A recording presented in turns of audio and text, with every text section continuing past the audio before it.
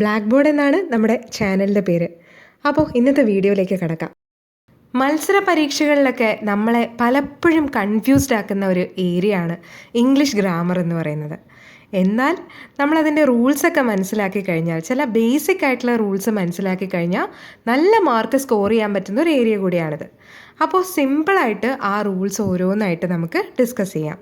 അതിനു മുമ്പ് ഈ ഇംഗ്ലീഷ് എന്ന ഭാഷയുടെ ഘടന നമുക്കൊന്ന് മനസ്സിലാക്കാം, അതിൻ്റെ സ്ട്രക്ചർ ഒന്ന് മനസ്സിലാക്കാം. ഓരോ ഭാഷയ്ക്കും അതിൻ്റേതായിട്ടുള്ള ഒരു ഘടനയുണ്ട് അല്ലേ? മലയാളത്തിൽ ഒരു സെൻറ്റൻസ് എഴുതുന്നത് പോലെയല്ല നമ്മൾ ഇംഗ്ലീഷിലൊരു സെൻറ്റൻസ് എഴുതുന്നത്. നമുക്കൊരു സെൻറ്റൻസ് എടുത്ത് നോക്കാം. Sachin played cricket. ഈ വാക്യത്തിൽ സച്ചിൻ എന്നതാണ് ഈ സെൻറ്റൻസിൻ്റെ സബ്ജക്റ്റ് എന്ന് നമുക്ക് മനസ്സിലാക്കാം. കാരണം സച്ചിനെ കുറിച്ചാണ് ഈ ഒരു സെൻറ്റൻസ് പറയുന്നത്.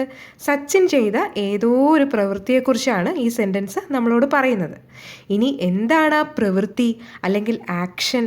അത് പ്ലേഡ് ആണ് അല്ലേ? പ്ലേഡ് എന്നുള്ളതാണ് ആ ആക്ഷൻ വേർഡ്.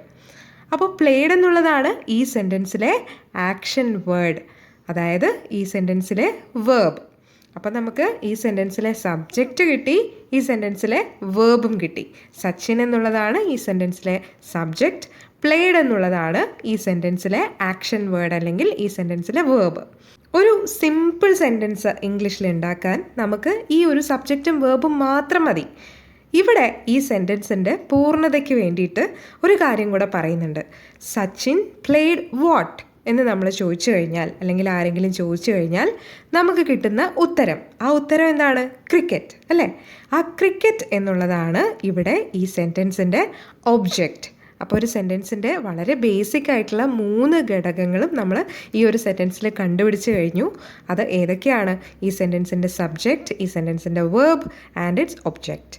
3 പ്രധാന ഘടകങ്ങൾ നമ്മൾ കണ്ടുപിടിച്ച് കഴിഞ്ഞു. സബ്ജക്റ്റ് എന്ന് പറയുന്നത് സച്ചിനാണ്, പ്ലേഡ് എന്ന് പറയുന്നതാണ് വേർബ്, ആൻഡ് ക്രിക്കറ്റ് എന്ന് പറയുന്നതാണ് ഒബ്ജക്റ്റ്. അപ്പോൾ അത് നമുക്കൊന്ന് എഴുതി നോക്കാം. ഒരു ഫോർമുല പോലെ, പണ്ടേ നമ്മൾ പഠിച്ചുകൊണ്ടിരിക്കുന്ന ഒരു ഫോർമുലയാണ്. Subject plus verb plus object. അതാണ് അതിൻ്റെ ഏറ്റവും ബേസിക് ആയിട്ടുള്ള ഒരു ഘടന. എന്ന് വെച്ചിട്ട് ഇംഗ്ലീഷിലെ എല്ലാ സെൻറ്റൻസും ഇങ്ങനെയാണ് എഴുതുകയെന്ന് പറയുന്നില്ല. ഈ ഒരു സ്ട്രക്ചർ അറിഞ്ഞിരുന്നാൽ ഭാഷയുടെ ഏറ്റവും അടിസ്ഥാനപരമായിട്ടുള്ള ഘടന എന്തെന്ന് നമുക്ക് മനസ്സിലാക്കാം. ഇനി നമുക്കൊരു കാര്യം ചെയ്യാം. ഈ സെയിം സെൻറ്റൻസ് നമുക്കൊന്ന് മലയാളത്തിൽ എഴുതി നോക്കാം. സച്ചിൻ ക്രിക്കറ്റ് കളിച്ചു. സച്ചിൻ ക്രിക്കറ്റ് കളിച്ചു. അങ്ങനെയാണ് നമ്മൾ മലയാളത്തിൽ അത് എഴുതുന്നത്. സച്ചിനാണ് സബ്ജക്റ്റ് എന്ന് നമുക്കറിയാം. മലയാളത്തിൽ നമ്മൾ കർത്താവ് എന്ന് പറയും അല്ലേ?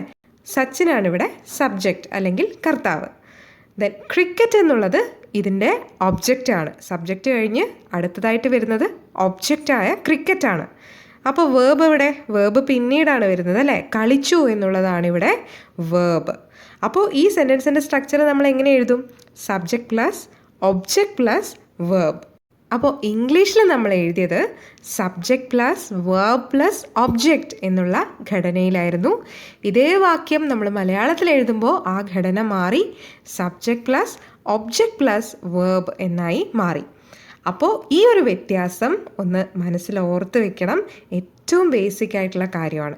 അപ്പോൾ ചുരുക്കി പറഞ്ഞാൽ subject plus verb plus object അല്ലെങ്കിൽ SVO എന്നുള്ളതാണ് ഏറ്റവും സിമ്പിളായ ഒരു ഇംഗ്ലീഷ് വാക്യത്തിൻ്റെ ഘടന. ഒരു കാര്യം കൂടെ ഒന്ന് മനസ്സിലാക്കി വെക്കണം.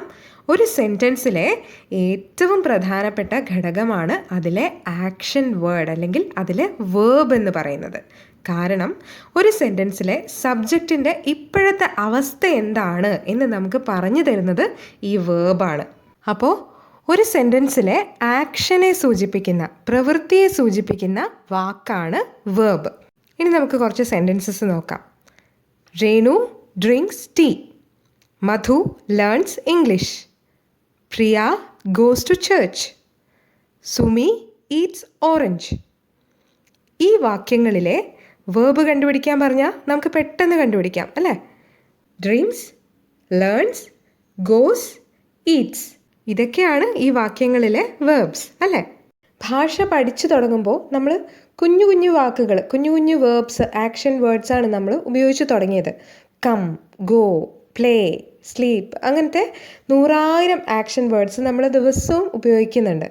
ചിലപ്പോൾ ഈ വാക്കുകളുടെ കൂടെ നമ്മൾ ഇ ഡി ചേർത്ത് പറയും, ചിലപ്പോൾ ഇ എസ് അല്ലെങ്കിൽ എസ് ചേർത്ത് പറയും, ചിലപ്പോഴാണെങ്കിൽ ഐ എൻ ജി ചേർത്ത് പറയും.